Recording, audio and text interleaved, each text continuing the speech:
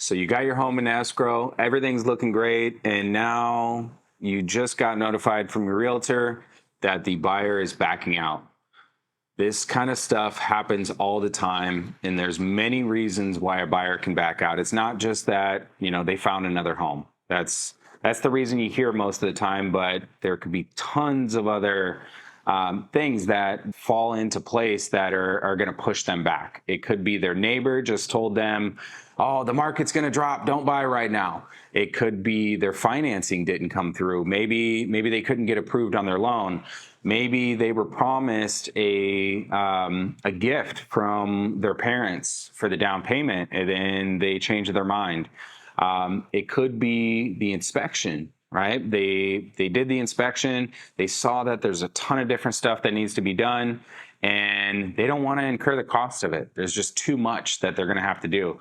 So you can't really help a lot of these things, or there's not a lot of preventative things you can do. Sometimes it just goes bad, right? But there are certain things that you and your realtor can do to try to prevent some of these, which the first one is look over the financing, right? If you've got a buyer that has to get a loan, always look over where are they getting their funds? Are their funds secured?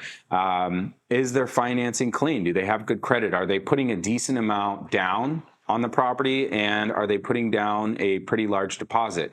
That's why bigger deposits on the sales contract are more desirable than if they're just putting 1% down, or a lot of times 5%, right, is what you want to see.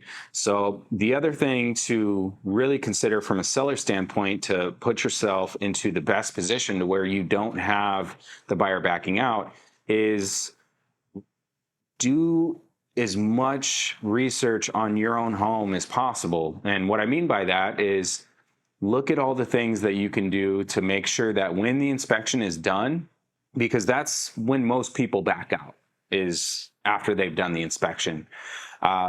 Look at all the things that the inspector is going to nitpick, and make sure those things are taken care of ahead of time. So if there's issues with the heater, there's issues with the AC, you want to negotiate. First, you want to do the discovery, figure out what's wrong with the home, and then make a decision. Am I going to fix that, or am I not going to fix it? Never try to hide issues with the home, because I guarantee you the inspector is going to find it.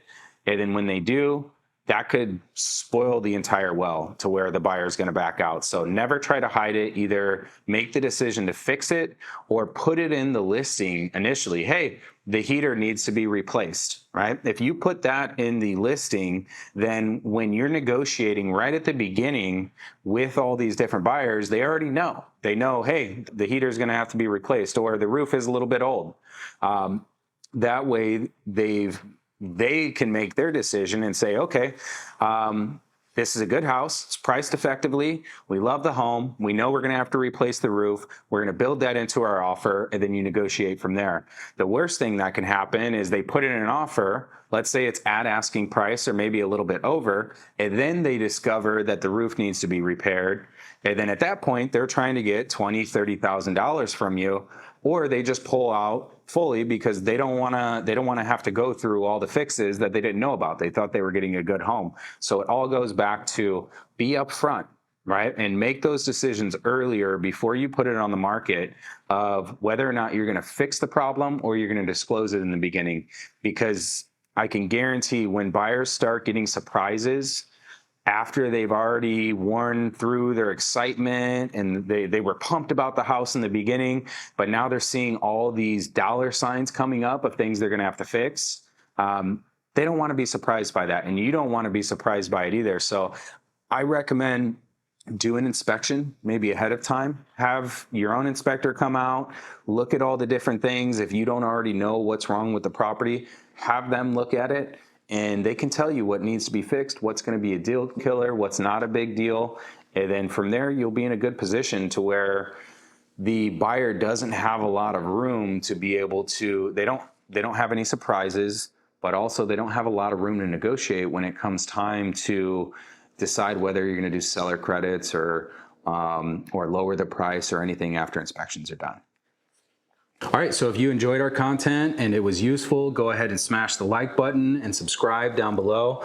Or if you're looking to buy, sell, or refinance, make sure to reach out to us. You can give us a call, you can send us an email, you can even send me a text message. All of our information is in the description. I look forward to hearing from you.